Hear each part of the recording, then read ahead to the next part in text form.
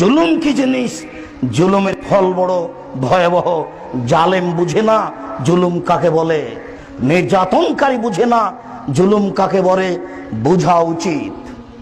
আবু হুরায়রা রাদিয়াল্লাহু তাআলা আনহু বলেন, রাসূল সাল্লাল্লাহু আলাইহি ওয়াসাল্লাম বলেছেন, ইন্নাল্লাহা ইউমলি লিজ-জালিমি, নিশ্চয় আল্লাহ তাআলা জালেমকে সুযোগ দেন, তার ক্ষমতা বহাল রাখেন, ও যেন কিছুদিন জুলুম করতে পারে।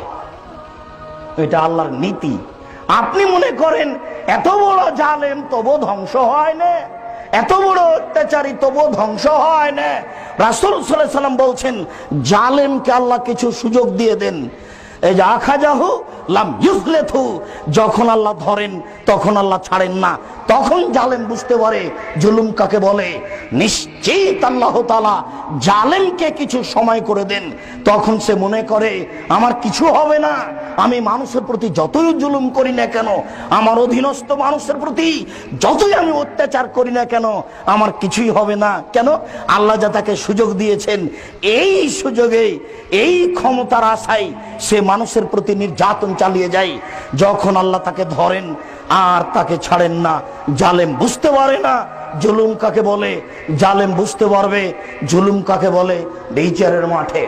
আবু হুরায়রা রাদিয়াল্লাহু তাআলা আনহু বলেন, রাসূল সাল্লাল্লাহু আলাইহি সাল্লাম বলেছেন, মান কানাত মাজলামাতুন ইনদাহু লিআফিহি মিন ইরজিহি আও মিন শাইইন, দুনিয়াতে যদি কারো কোনো ব্যাপারে অত্যাচার থেকে যায়, ধমকিয়েছে সেটা অত্যাচার, গালি দিয়েছে সেটা অত্যাচার, মানহানি করেছে, সম্মান ধ্বংস করেছে সেটা অত্যাচার, মেরেছে সেটাও অত্যাচার, জমি জায়গা লুটে নিয়েছে সেটা অত্যাচার, মিন ইরজিহি, মান সম্মানের হানি করেছে সেটাও অত্যাচার, কোন জিনিস নিয়ে নিয়েছে সেটা অত্যাচার।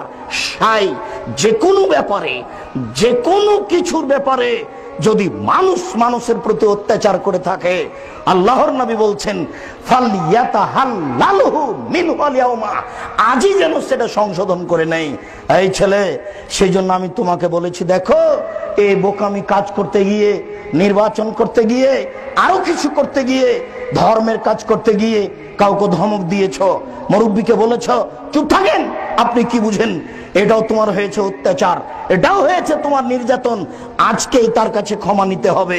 রাসূল সাল্লাল্লাহু আলাইহি ওয়াসাল্লাম বলছেন, ফালইয়াতাহাল্লালহু মিনহুল ইয়াউমা, আজকেই সমাধান নিতে হবে। ওই দিন আসার পূর্বে আল্লাহ এখনো দেরহাম ওয়ালা দিনার, যেদিন কোনো টাকা থাকবে না।